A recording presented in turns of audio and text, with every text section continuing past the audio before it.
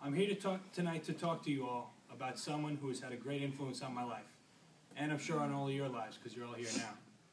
One of the best men I've ever known, Joe Russo, or Papa, as he's known to a lot of us. Papa enriched the lives of everyone that he came in contact with, and he never took himself too seriously. I saw him the week that he died, and one of the main points he made to me was, when I do this eulogy, I better make people laugh. I already see everybody crying, so I don't know. But whether you think what I say is funny or not, try to laugh a little, because I know Papa's listening right now. There's a line from a James Taylor song that says, "The secret of life is enjoying the passage of time." I know a lot of people hate the thought of aging, but Papa wasn't one of them. The older he got, the more he learned to enjoy life. There were few things he loved more than getting a senior discount, for example. When his hair was thinning and we told him he looked like Dr. Kevorkian, he just laughed. When he couldn't hit the golf ball as far as he used to and he moved up to the senior tees, he not only laughed along with us, he told us to move further back to help him some more. He loved prunes and wheat germ and didn't care who knew it. He even went skydiving with us less than 2 years ago, as you can see behind me here. Even in his final days when he couldn't get out of bed, he was cracking jokes to all of us.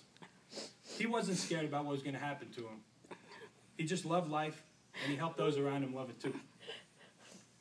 Papa taught me how to play chess, golf, and tennis, among other things. When I was little, we used to do puzzles and play Atari together. But he wasn't just about having fun. He always went out of his way to let his family know how much he loved them. When I was born, the doctors were worried that I wasn't going to survive. Papa rode in the ambulance with me. Despite retiring to Las Vegas and then later moving to South Carolina, Grammy and Papa never missed an important event, from communions to graduations and everything in between. One of the best things about being a kid in this family was on Christmas watching Grammy and Papa come through the door with an armful of huge garbage bags filled with presents for all of us. When I was at school at UNC, they made it a point to come spend Easter with me every year, just so I wouldn't have to spend it by myself. Every year on my birthday, Grammy and Papa always made a point to call me up, whether I was 10 or 25, just to sing happy birthday to me. Papa knew I loved to play tennis, and one time when I visited him and Grammy in Las Vegas, it was 110 degrees out. I remember what the thermometer said, and for some reason I convinced him to go play anyway. Most people would say, no, I might die in this heat, but Papa still went out, just to make me happy. Luckily, I didn't have to write this speech a little sooner because of that. I wasn't fortunate enough to know Papa in his younger days, but I know he served in the Army during the Korean War, and he was stationed in England. He was honorably discharged, but not before seeing Queen Elizabeth get crowned in person. That's right, he did. I got to see an old photo album of him from his Army days a couple weeks ago. It's kind of like a high school yearbook. A couple of the pictures are in the collages around the room. And it's great just seeing Papa palling around with his buddies and having that same impish grin that we all know. Even though it's over 50 years old, I can still recognize the fun-loving guy that I've known my whole life. It's okay. Later on in his life, he got to travel the world during his time working for TWA. His love for travel continued as he got older, and one of his favorite trips to make was the cross-country drive from Vegas to New York and back. He loved seeing the country, enjoying the open road, and focusing on the destination ahead. I remember one time he arrived in New York after making that trip, and this was before the days of cell phones where you could pinpoint where everyone was at every second. And I remember Papa pulling into the driveway, immediately getting out and jumping right in the pool, and it was one of the greatest moments ever. One time he flew from Las Vegas to New York just so he could drive me and my cousin Jimmy down to Charlotte so we could watch a football game. That's true, too. The Bears got killed on that game, but I still have great memories of it anyway, the good times we had. No matter what decisions I made in my life, I could always count on Grammy and Papa to support me. When I wanted to go away to school, they were behind me 100%. When I had a chance to play in the World Series of Poker and pretty much lost my job because of it, they encouraged me to go anyway, just because they knew it had always been my dream.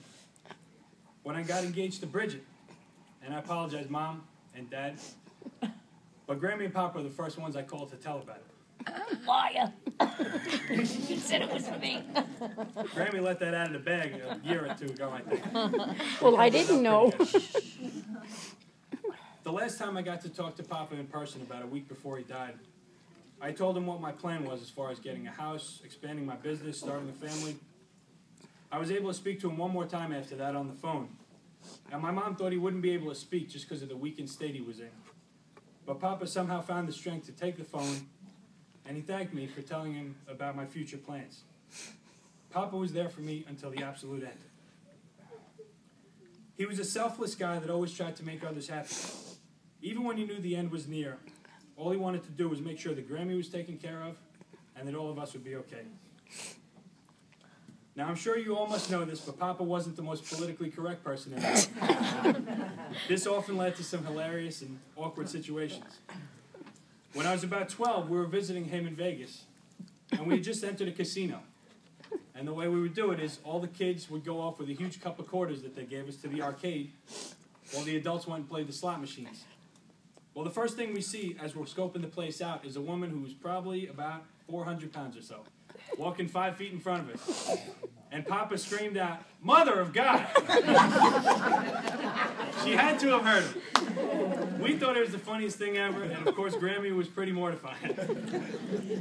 We later came up with the word "mog" to better disguise what we had seen. When Papa hit a bad golf shot, and those of you that are here this afternoon know from my poem, his most often used epithet was, "You slut."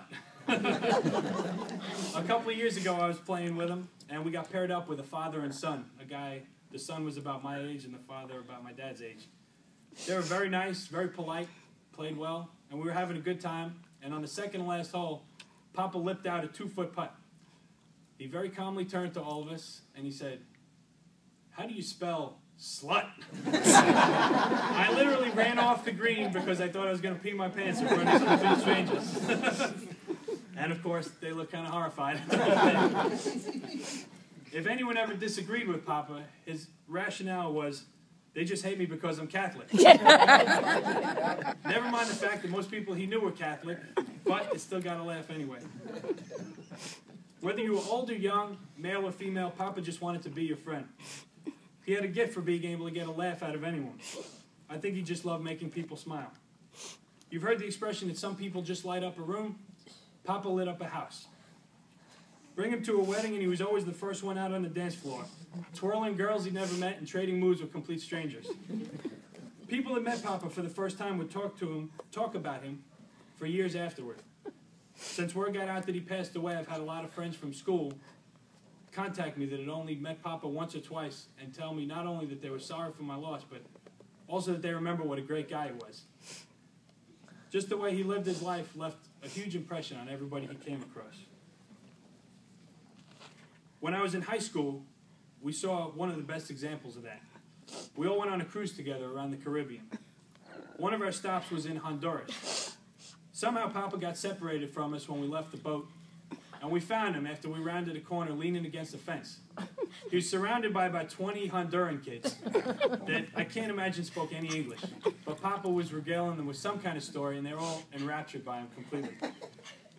He saw us and waved us over as if it was the most natural thing in the world. I really think you could drop him anywhere in the world, come back an hour later, and he'd have a whole new bunch of friends. So many things made Papa happy. He loved his stocks, watching CNBC for hours on end just to keep up with the market. He loved taking his boat out on Lake Mead when he lived in Vegas. He loved going to Sam's Town and playing video poker or the slot machines. He loved his dog Prince that he had for a long time. He really loved messing with us when we were kids. This didn't always seem funny at the time, but now it is. My sister Corinne had a couple dolls named Tommy and Katie. Oh, yeah. No. Papa especially loved torturing her with those. Hanging them from the ceiling fan, caving their heads in, or punching them out the window. Do you remember that? It drove her nuts, but ask her now, and it's one of her favorite stories to tell. He also knew my cousin Jimmy loved to play Mario, but for some reason Jimmy hated for Papa to play. Anytime Jimmy left the room, Papa would yell, "I'm going to play Mario, Jimmy," and Jimmy would come wailing after him, just to stop him. When I was in high school, I was super skinny and not the handsome guy that stands before you now. That's not true. It was. It's all right. You see the pictures. Papa called me Gawk and liked to spray me with the hose in the backyard. How does he remember all this stuff? God Papa was an you, outstanding guys. role model to me in every way, but none bigger than with his marriage to Grammy. The two of them were married for 47 years, and their relationship has shaped my views on what a marriage should be. Grammy and Papa have been partners, friends, and companions, and an inspiration to me since I even started thinking about those things. Their love has endured through the years with an unwavering devotion to each other, and more than a little fun and humor, too. Seriously, their anniversary is April Fool's Day. Whenever I used to call them on the phone and Papa picked up, I'd ask him where Grammy was, and he'd always tell me, Old bat. I put her up on the roof to teach her a lesson. I'd always hear in the background Grammy say, "What are you saying? You're nuts." And it never got old. When Grammy picked up, she would relay everything I said to Papa, which usually resulted in me and Papa trading wisecracks and insults to each other, with Grammy as the messenger. Behind all the jokes, though, was the best example I've seen of true love. There have been multiple times when they probably thought nobody was looking that I saw Papa squeeze Grammy's hand and say, "What would I do without you?" And Grammy would just rest her head on Papa's shoulder because, what can you say to that? They were inseparable and embodied everything I want my marriage to be. I'm not at all surprised that the last thing Papa wanted to wear was his Jets jersey. He loved that team, even though more often than not they broke his heart. He loved them so much that for the longest time he would never go to one of their games because he thought it would make them lose. And I haven't gotten a call back from the Elias Sports Bureau yet, but I don't think a Jets fan's ever lived as long as Papa due to the extreme stress associated with rooting for that team. They're always the underdog, and I think Papa liked that. His favorite two athletes of all time were Joe Namath, whose jersey he's wearing now, and John Daly, the golfer. Yeah. For those that aren't sports nuts, Joe Namath was the quarterback that led the Jets to the biggest upset in Super Bowl history. He also had his flaws, such as wearing pantyhose and drunkenly asking an ESPN reporter to kiss him on national TV. John Daly was a golfer who came out of nowhere to win a couple major championships, but he was just as likely to be found unconscious in a Hooters parking lot as at the top of a leaderboard. I think it says a lot about Papa that he loved these flawed teams and athletes. You look at our family and it's not like you're always seeing Leave It to Beaver. There's divorce, fighting, and grudges. At any given time, there's usually someone not on speaking terms with someone else. They could probably make a real good TV show about all of us. In a lot of ways, our family's like the Jets. There's a lot of heartbreak and stress. But despite being a constant roller coaster ride, our family has an unbelievably strong bond. Just like Papa had with the Jets, Joe Namath, and John Daly. Papa always saw past the flaws to find something to love. And that has made our family immeasurably better. His house was covered wall to wall with pictures of all of his kids and grandkids. He loved being surrounded by that, so that even when he wasn't with us, he could think about all the good times we've had together. It's kind of like a Rousseau museum of memories. And he wouldn't have it any other way. Even though our family can be crazy at times, Papa knew what really mattered. When he was laying in bed a week before he died, he said to me, "We know how to good." Excuse me, I did not say that. He said, "We know how to good." Wow! We know how to have a good time, don't we? When looking back at someone's life, there are a lot of ways to measure success. Wealth, career achievements, notoriety, they're all nice. But the best way I can think of to really measure how much someone impacted the world is to look at their grandchildren.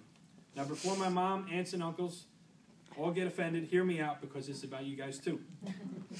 Grammy and Papa had 6 kids.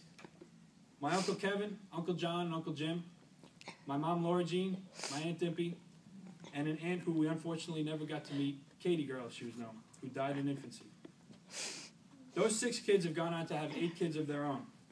There's myself, my brother Matt, and my sister Corinne, my cousins Carrie Ann, Johnny, Jimmy, Jessica, and Nicholas. The odds are pretty long that everyone would turn out okay without a really strong family to hold them together. But that's just what we've all had. And it all starts with Grammy and Papa. I graduated from UNC Chapel Hill, owned my own business, and got married last year.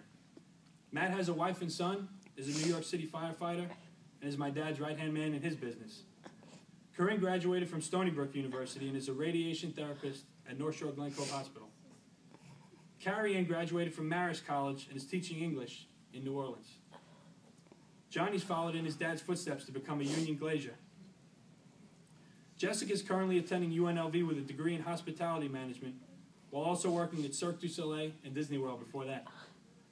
Jimmy's attending Queensborough College with plans to become a phys ed teacher. And I've also heard reports that he's the best damn TGI Fridays waiter ever. Nicholas is only 9 years old, but take my word for it, he's pretty awesome too. Papa's life was a phenomenal success because he left behind this family. If you asked them, each and every one of them would tell you what a positive impact he had on their lives. He's helped mold his kids into the people that they've become, and along with them, he's helped mold his grandkids into the people that we've become. We'll go on to have kids, and our kids will have kids of their own. And the things we've learned and the love we've shared will be passed on down the line. Papa's favorite musician was Bob Dylan. And in his song Forever Young, he says, "May your heart always be joyful, and may your song always be sung, and may you stay forever young." Papa had a joyful heart for his entire life until the day he died. And it was contagious to all those around him. It's up to all of us to make sure that his song is always sung. A song of family and of laughs, of selflessness and of appreciation for the people and world around us. It'll probably be tough for our kids or our kids' kids to really know who Papa was without having met him. But if we can instill in them the same values that Papa instilled in us, then Papa will live on, and he will be forever young. And after all he's done for us, I think that's the least we can do. For almost all of us, this is the first time that Papa hasn't been a tangible part of our lives. It's the first time we can't visit him or call him up to talk. I think I speak for everyone here when I say I'm going to miss him like crazy. And I appreciate the act of people coming up to me to tell me they're sorry for my loss, but really, there's nothing to be sorry about. I can't imagine anyone having a better grandpa than I've had. And to have him for this long has been an unbelievable blessing in my life. And don't be sorry for Papa either, because as he kept telling us in his last days, he's had a great ride. He may not be here to light up that room anymore, but his light was so bright that it'll burn for a long time to come. Thanks for everything, Papa. We'll miss you.